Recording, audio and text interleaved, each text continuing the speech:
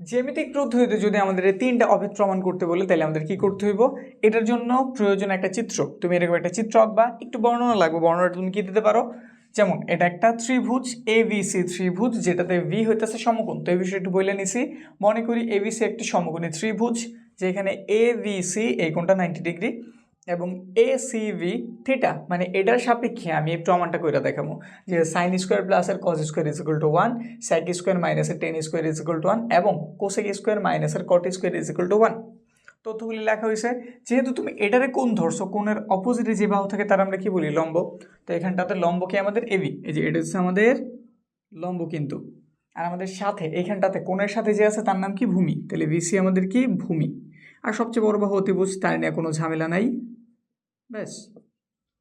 এবার আমরা একটু পিথাগোরাসের হেল্প নিই। পিথাগোরাস কি বলছে, পিথাগোরাস বলছে লম্ব স্কোয়ার ভূমি স্কোয়ার এই দুটার যদি যোগ করতে পারি, এটার মান অতিভুজের স্কোয়ারের সমান হইব। মানে এখানে একটা বর্গ আঁকলাম, এখানে একটা বর্গ আঁকলাম, দুইটার সমষ্টি আমাদের অতিভুজে অঙ্কিত একটা বর্গের সমান হইব।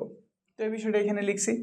এখন আমি যদি এই সূত্রের কাছে যাইতে চাই, প্রথমে আছে আমাদের সাইন স্কোয়ার কজ স্কোয়ার। যদি আমি sine square cos square is equal to 1 বের করতে চাই, একটা কাজ করি। আমাদের এখানে অতিভুজকে এসি না, এসি দ্বারা উভয় পক্ষরে ভাগ করি। ভাগ করলে কি হবে একটু দেখি। এখানে পাওয়া যাব এ ভি স্কোয়ার, এখানে পাওয়া যাব এসি স্কোয়ার, এখানটাতে পাওয়া যাব ভিসি স্কোয়ার, এখানটাতে পাওয়া যাব তার নিচে এসি স্কোয়ার, এখানটা তো সেম কাজ, এসি স্কোয়ার এসি স্কোয়ার।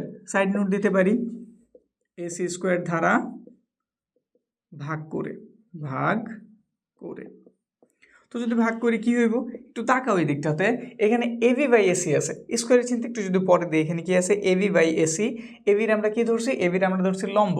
আর নিচে কি আছে এসি, এসির আমরা কি ধরছি অতিভুজ। লম্ব বাই অতিভুজ কার সূত্র জানি, ত্রিকোণমিতিক কোন অনুপাতটার আমরা বলি লম্ব বাই অতিভুজ। লম্ব বাই অতিভুজ আছে সাইনের মান, নাকি মনে আছে তো?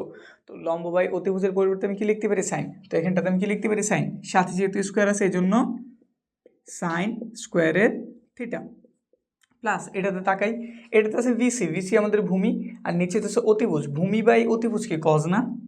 তো লিখে দাও কজ, সাথে স্কোয়ার আছে দিয়ে দিলাম, থিটা দিয়ে দিলাম। এখানে সেম সেম কাইটা দিলে কত, 1। একটু তাকায় দেখো তো, এটাই কি আমাদের প্রমাণ করতে বলছিল না? আমাদের জ্যামিতিক প্রমাণ কিন্তু কমপ্লিট। এই যে একটা আমরা কমপ্লিট করে ফেলছি, মানে আমাদের এই যে এটা কভার হয়ে গেল। এবার পরেরটার দিকে তাকাই, পরেরটার দিকে যদি আমরা তাকাই, সেম এই যে এই অংশটুকু একদম হুবহু তুলবা। যেমন এখানে কি দেওয়া আছে, এবি স্কোয়ার প্লাসের VC square is equal to AC square, নাকি? এখন আমি কি বের করতে চাইতেছি, এখন আমি বের করতে চাইতেছি যে এটা স্যাক। একটু খেয়াল করো স্যাক কীভাবে বেরোয়। স্যাক যদি আমি খেয়াল করি, স্যাক মানে কি, যদি আমি স্যাক আনতে চাই, স্যাক হইতেছে আমাদের অতিভুজটায় উপরে ভূমিটাই কই নিচে, অতিভুজ উপরে ভূমি নিচে। এখানে এটাই তো আমাদের অতিভুজ, তো অতিভুজের নিচে আমার ভূমি আনা উচিত। অতিভুজের নিচে কি আনা উচিত, ভূমি। এখানে ভূমিকে, এখানে ভূমি হইতেছে বিসি, তাহলে সবাইরে তুমি বিসি দ্বারা ভাগ করো, এই সবাইরে বিসি দ্বারা ভাগ করো। তো এটা যদি ভাগ করি, উপরে আছে এ বি স্কোয়ার, নিচে আমাদের ভিসি স্কোয়ার, এখানটাতে আছে আমাদের ভিসি স্কোয়ার, নিচে আবার ভিসি স্কোয়ার, এখানটাতে আছে এসি স্কোয়ার, নিচে ভিসি স্কোয়ার, ভিসি স্কোয়ার দ্বারা ভাগ করে। এটা যদি করি কি পাওয়া যাব, এদিকটাতে তাকাই, এবি, এবির নাম কি, এই যে দিকে তাকাইলে হইব লম্ব। আর ভিসি এর নাম কি, ভূমি। লম্ব বাই ভূমি কার সূত্র, বা কোন ত্রিকোণমিতিক অনুপাত, 10। লম্ব বাই ভূমি হইতেছে 10, তাহলে এখানে লিখে দাও 10, 10 স্কোয়ারের থিটা। এটা কি সেম না, কেটে দিলে কত রইল, 1।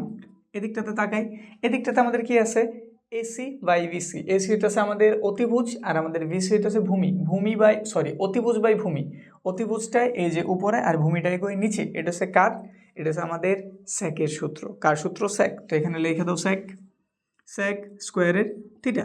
এখন এটা যেই কথা, যদি আমি এটা থেকে জিনিসটা একটু এইভাবে লিখি, এটা এই পাশে প্লাস আছে, ওই পাশে গেলে কি হয়ে যাবো, মাইনাস।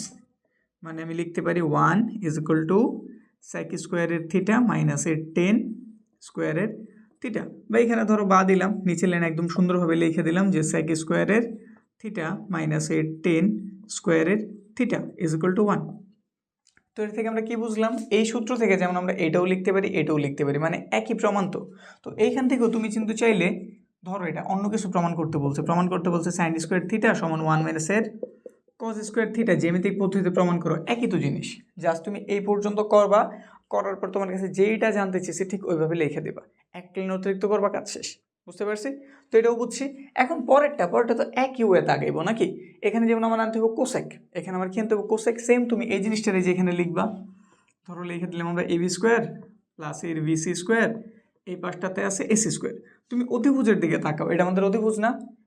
অতিভুজ বাই লম্ব, অতিভুজ বাই লম্ব, এটা মানে কি কোসেক না? তো কোসেক আনার জন্য আমাদের কি করতে হইব, এই সবার এবার লম্ব দ্বারা ভাগ করতে হইব।